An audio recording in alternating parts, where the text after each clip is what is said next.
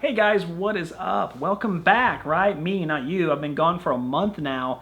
That's way too long. I do apologize. There's been some crazy things going on, a lot of life changes. I'll go over those in a minute. But there's also been a lot of other things going on. Like if you watched my last video, I talked about Golf Fest. I ended up going to that. It was a little bit of a disappointment, but I still found out a lot of good information, so I'll explain more about that. And just, some other things going on. So let's go ahead and start with some of the personal. I'm very sorry if you, I know there's been a couple of you guys who have said, hey, are you gonna come out with more videos? Are you done? We miss you. I appreciate you guys. I really do. I really appreciate my subscribers who look for my videos. That's why I do this. That means a lot. That's why I make these videos, because I know there's people out there who really enjoy them and they rely on them, and that's why I really go to the trouble to make these videos, and a month is just way too long. If you're new to the channel, I've noticed there's been a lot of new subscribers as well, so I appreciate you coming aboard even though I haven't been making videos recently. That's not normal. This has been a pretty once-in-a-lifetime thing that's been going on. Let's go ahead and get to that. So on the 15th, my son Olivier was born. That has been an amazing time. The last 3 weeks have been amazing, but if you're a parent, you know that that's a whole new realm. I had no idea. This was my first kid. You don't get any sleep, everything you're doing involves the kid, and I kept saying, oh, I need to make a video, and then just the day was over. It was 11 o'clock, and I had no idea where it went, and then you sleep for 2 hours, and then you're sleeping in, and I mean, if you're a parent, you know how it is. If you're not, you might find out one day. It's pretty crazy, so I just haven't been able to make a video.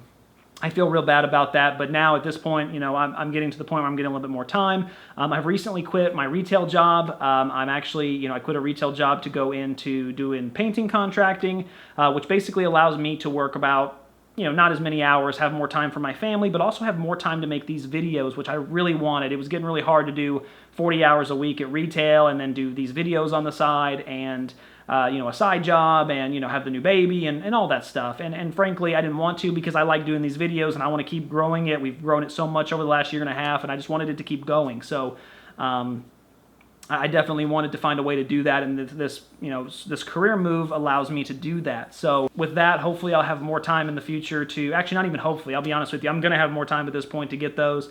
I've got a couple raw ball reviews for you, and I've got a lot of tech reviews that are in the stages right now that are getting made. They're in pre-production. I haven't been able to test any golf balls recently because I'll be honest, I haven't had a driver in a while. I actually snapped mine a while back. I was coming off the 15th green after putting, missing a 5-foot putt for a par. Ended up with a bogey and was pretty upset. Came back, swung a little too hard. Probably tried to kill the ball a little more than I should. It was actually a decent hit. I still got it 240 in the center of the fairway, but on the way through the ball and coming up around the shoulder, it snapped in half, and the whole shaft was just, it was literally cut right in half. So my first thought was, well, do I just, replace the shaft or get a new driver? With Golf Fest coming up, I just decided, hey, what the heck, let's just get a new driver, let's get fitted, get one we really need, which was a great decision. More on that later. But yeah, without a driver, I really can't test any golf balls right now because I don't have one. And then I also ordered a new set of Mizuno's irons from Golf Fest as well. Got fitted for them. The JPX 921 Hot Metal.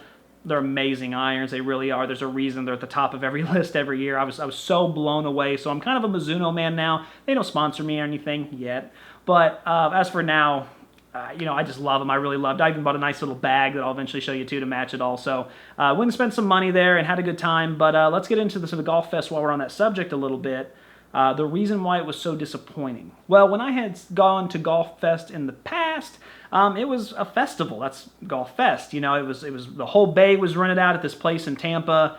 And, it was a festival. You walked in, you paid to get in, and then there was all these, raffles and silent and winning and golf ball shop, and, everything was laid out. There was a hole-in-one contest and a chipping contest, putting contest, and all the bays were open, and it was a free-for-all.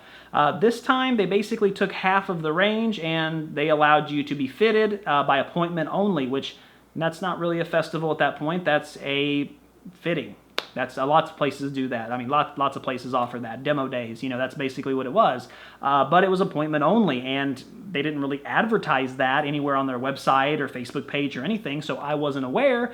I just walked in without an appointment. Now, by the grace of God, I was able to get in and actually still get fitted for clubs and test a few out. But a lot of people didn't, and there was a lot of people upset, and there was a lot of, it was really uncomfortable, people getting upset, with the golf range, which they should have been because, again, it wasn't advertised. So lots of people were upset. It was really uncomfortable. But I got in. I was able to test. I'm going to give you kind of my takeaways from that.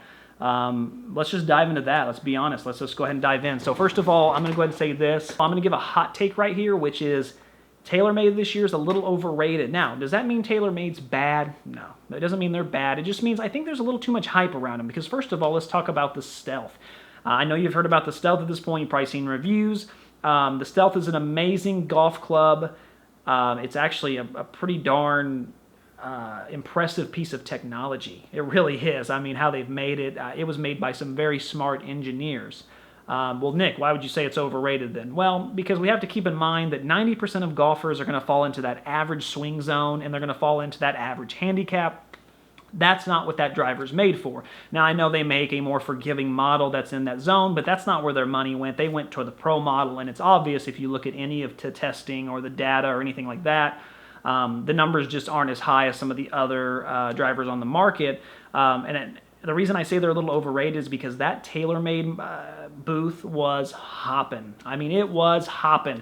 People lined up for days just begging to hit the driver, begging to hit the Stealth, begging to hit the new irons, just begging. I mean, it was just people had driven hours and hours to come, do this. And it was just crazy how many people wanted to get in. Plus, not only that, but all the appointments were booked. No one flaked out on their appointment.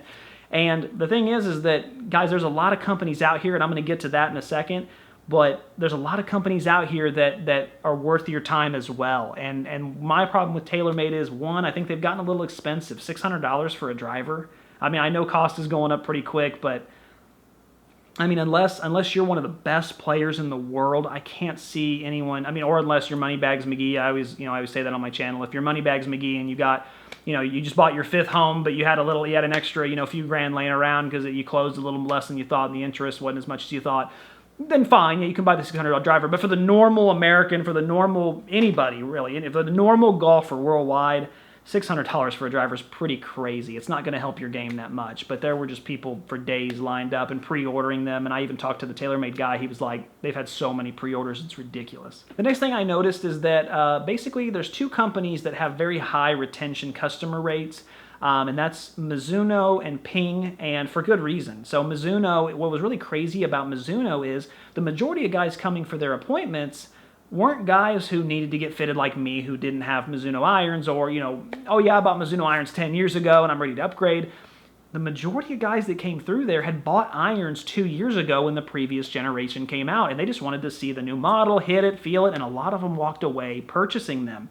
And I couldn't believe that, so I told the guy who was fitting me, I said, I'm surprised people are coming back every year, and he's like, that's a big problem. He goes, because as fitters, he goes, of course we want to sell you stuff, but he's like, to be honest with you, is there that much difference between last year's model and this year? He goes, no. He goes, you'd want to use them for 5-10 years before you really think about upgrading.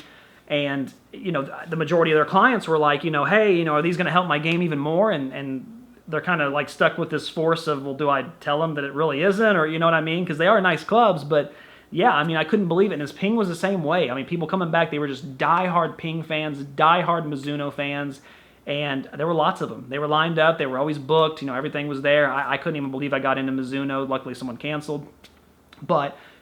And there's a good reason that these companies have such a high retention rate. Mizuno irons are ranked high every single year. They're extremely forgiving.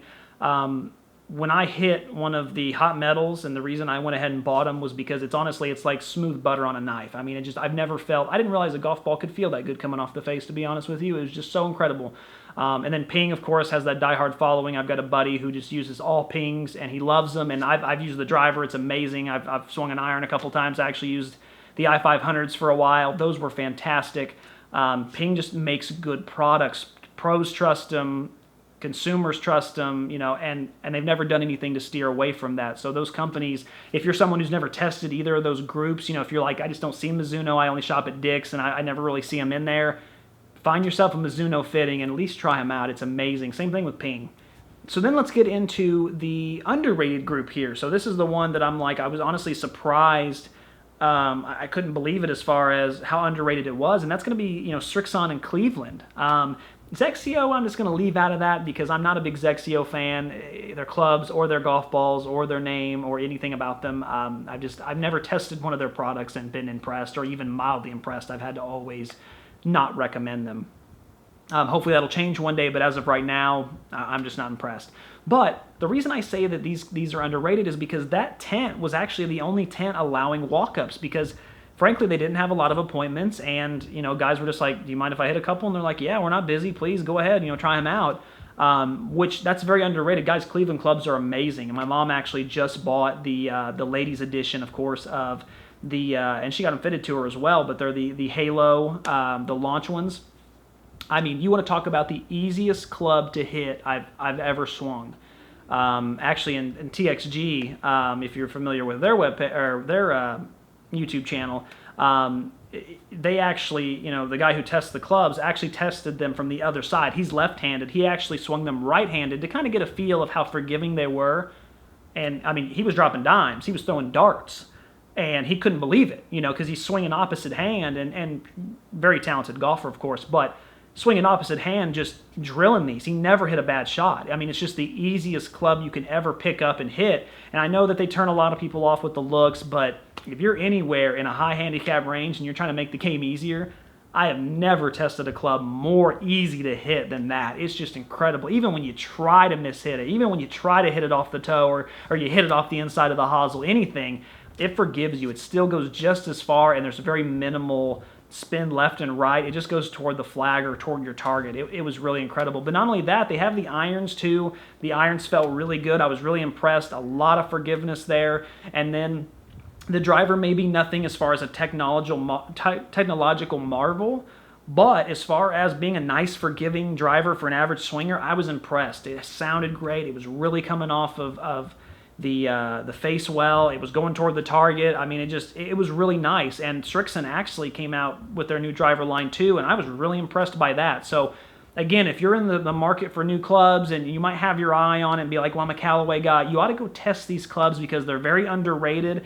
I think you can get in a lot of places and test them and they're not going to care, but you should give them a try. Very forgiving, very easy to hit golf clubs. I was very impressed. And before we leave the topic on drivers, I got to say I ended up actually really fortunate.